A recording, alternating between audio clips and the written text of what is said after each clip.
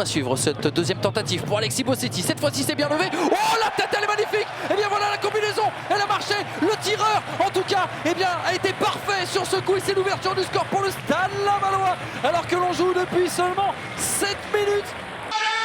Du côté du sud-ouest, alors ça y est, hein, le speaker qui essaye de réveiller un peu le stade. Attention, avec 6 qui était parti en face à face.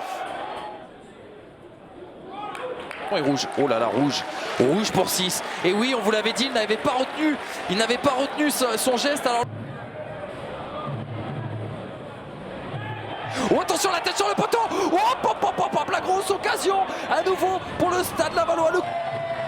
Et Alexis Bossetti, le petit extérieur, ça c'est bien fait ça, à destination de Daniel Mayela. Il y a un appel de l'autre côté, il est passé Mayela. Oh, pop, pop, pop, pop, attention, le ballon qui va rentrer. Et bien voilà, le Stade Lavallois qui semble avoir tué ce match. Et vraisemblablement, un CSC de Malaga, je dirais. Et on ne souhaite que du bon à ce Pau FC. Regardez, on ne lâche rien. Malaga qui est ressorti à nouveau. Et la faute contre Kevin Malaga. Et non, voilà, le deuxième jaune. Et voilà, le deuxième jaune et le rouge. On va finir à 9. Calé, on est rentré dans le temps additionnel. 3 minutes annoncées. Et penalty. Et penalty. Et penalty pour le Pau FC. Penza face à Maximo Bois. Boupenza, le gaucher. On l'a dit, prêté par les Girondins de Bordeaux, c'est bien parti et c'est au-dessus, et ben voilà. Eh bien, il y a certains soirs où rien ne va. On rappelle d'ailleurs que si Chambly venait à s'imposer, il passerait devant l'adversaire du soir et c'est dedans. Voilà, il suffisait d'en parler avec cette tête plongeante signée Laurent Héloïse.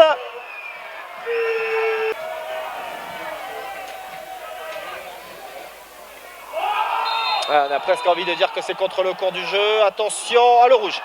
Le rouge qui est sorti directement à l'encontre de Maxillaire. Là, il risque de redescendre d'un cran. On va jouer à 10 contre 10. Doucouré, le bon contrôle et la frappe. Et le deuxième but signé Lassana Doucouré. Désormais. Oh, aïe, aïe. Oh, Sébastien Prugrenier. Oh, Sébastien Prugrenier qui prend le rouge également. Sa volonté première. Ouais, le bon qui fait l'effort là face à Pecci. Et ouais, il a du jus, le bon. Il vient de rentrer. Il n'a pas servi le fait. Il va servir Doucouré. Doucouré peut-être pour le doublé. Doucouré pour le doublé. Lassana Doucouré qui vient doubler la mise.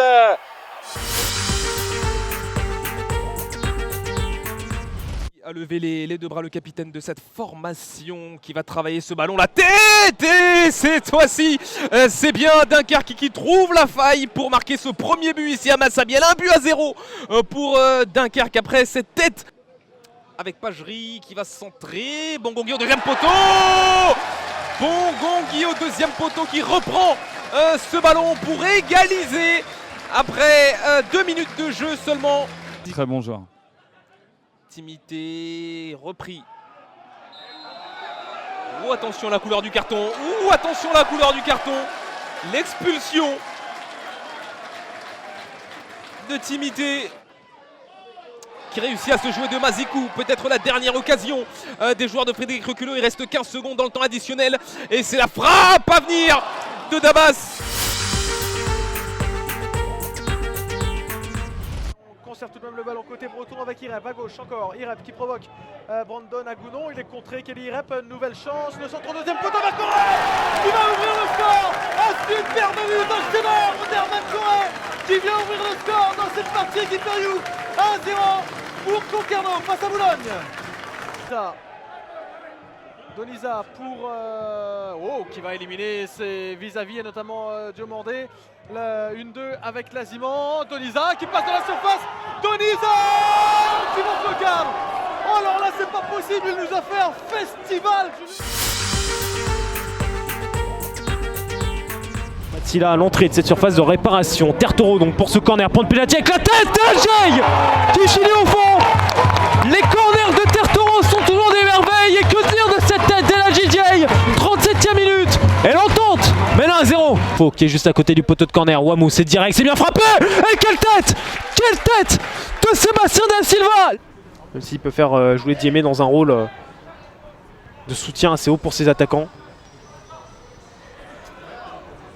Allez, Da Silva justement l'attaquant dans la surface de réparation, la bande s'est trouée. Et derrière la sanction! Et derrière la sanction, avec le deuxième but Rutello inscrit ce soir par Hugo Bonnet. Rapproche de ces configurations là avec du monde qui plonge au premier poteau. Da Silva c'était le cas. Et attention, un nouveau ballon pour Hugo Bonnet. Attention à cette balle de break pour Hugo Bonnet qui va être dedans. Le doublé pour Hugo Bonnet et sûrement la tête du championnat pour le RAF.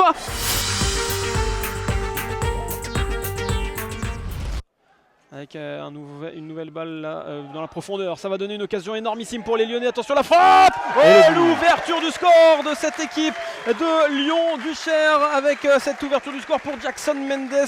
Le plat du pied à l'entrée de la surface de réparation. À venir côté droit, c'est un centre qui ne donnera rien. Derrière c'est récupéré, peut-être une frappe, une passe en retrait. Le deuxième but, non le poteau. Oh, il va être sauvé par le poteau.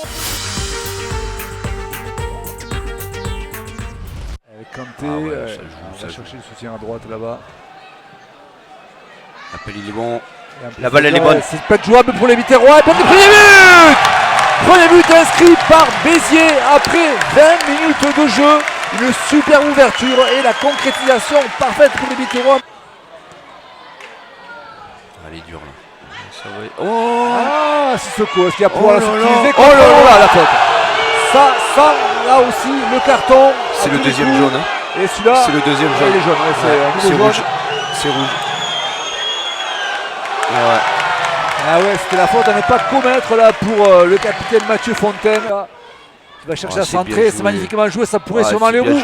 Et la nouvelle parade de Magnolova, c'est pas le temps de lever la tête et de pouvoir armer son centre. Oh, bravo. Ballon et Léo! On a vu un but presque, il était presque acquis celui-là. La petite faute, elle est suffisante pour être signalée par l'arbitre et un carton au passage pour Ibrahima Savane. Carton rouge. Pour un carton rouge, il a contesté la décision de l'arbitre, M. Dos Santos, et puis la sortie.